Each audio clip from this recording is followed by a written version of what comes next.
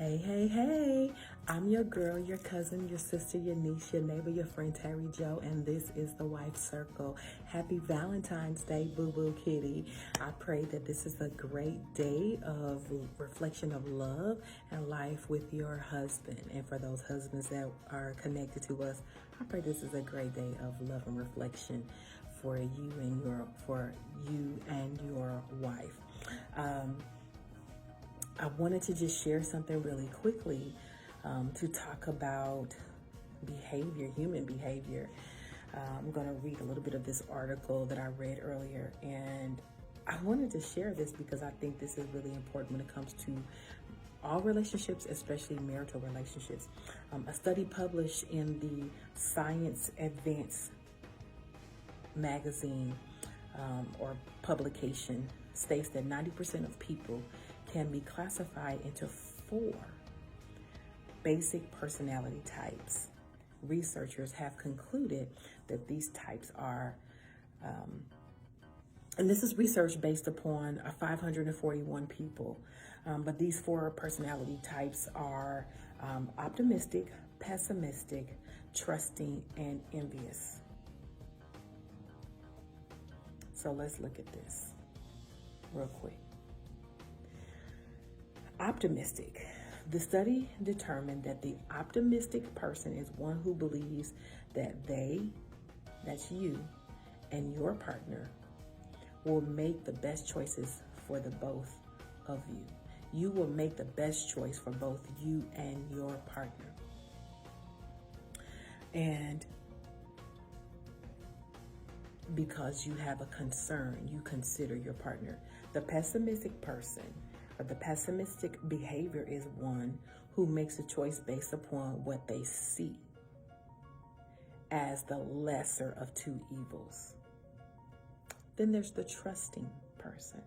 This study talks about the trusting person as one who is a natural collaborator and will always cooperate without regard whether you win or lose.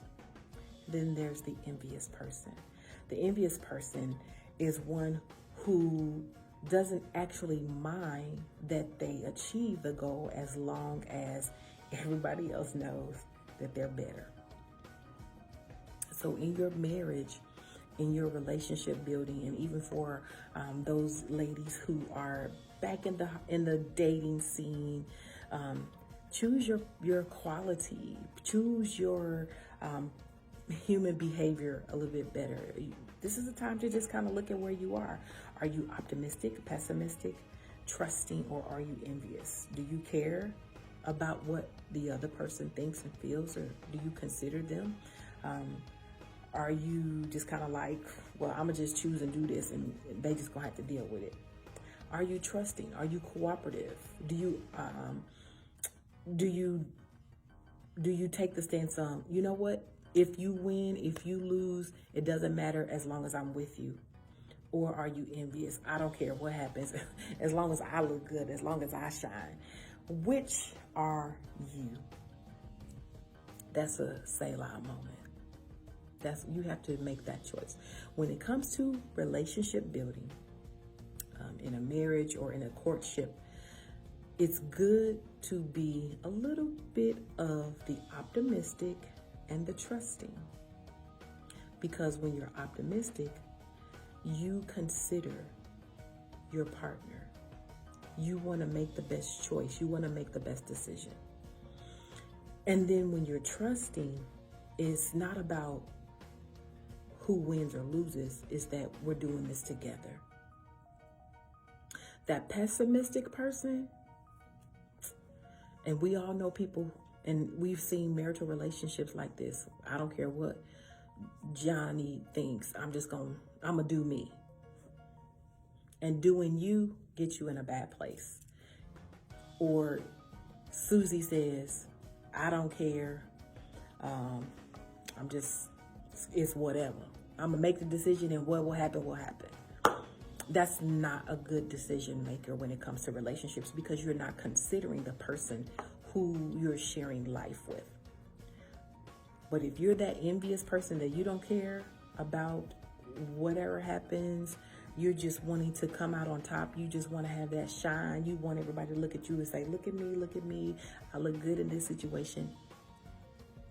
You have the wrong method, the wrong thinking process, the wrong method. So on this Valentine's Day, I want you to reconsider how you view your relationship, how you interact with the one you love, how you treat that person, and not just the person you're married to, maybe just people in your life, your friends, your family, whatever the case may be. Are you optimistic? Are you pessimistic? Are you trusting, or are you envious? You know, if you have a sprinkle of a little bit of everything, then you gotta reevaluate.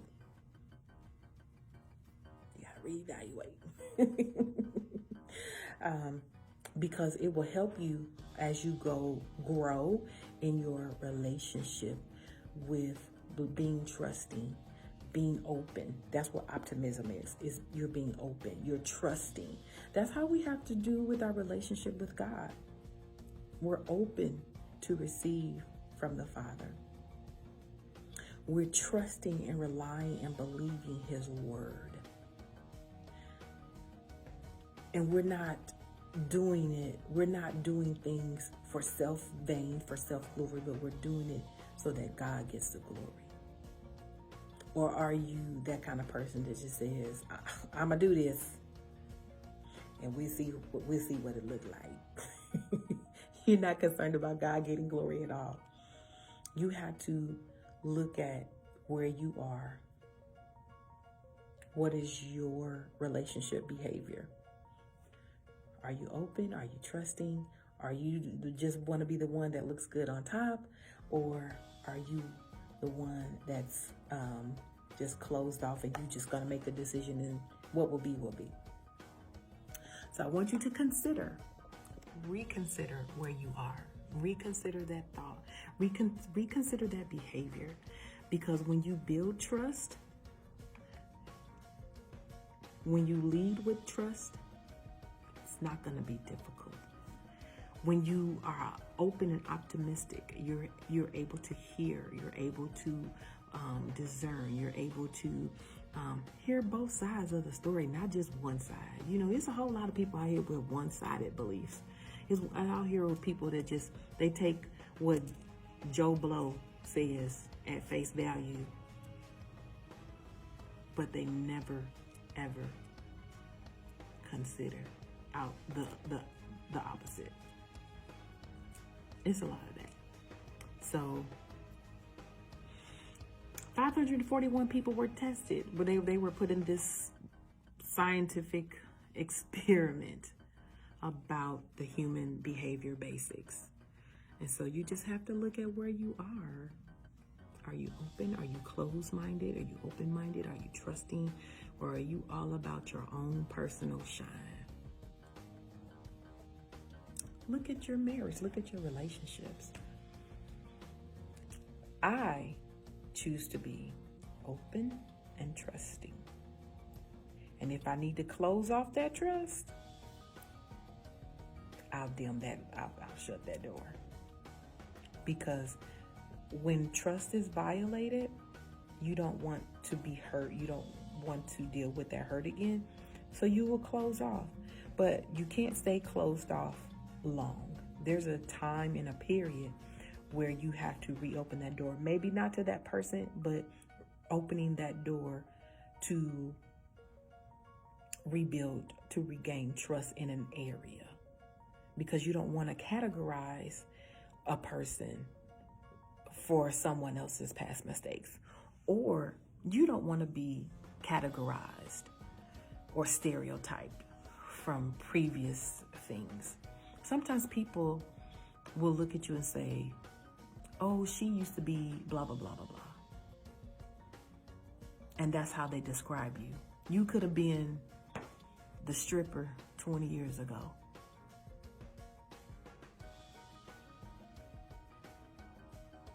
But your life is different and new now. And some people want to hold you to the past because time moved on, you changed, you grew, you learned, you matured, and you took special effort to do something different. So when people try to hold you to the past, you got to keep it moving. Smile and keep going. Because that's all that they will ever know and learn about you.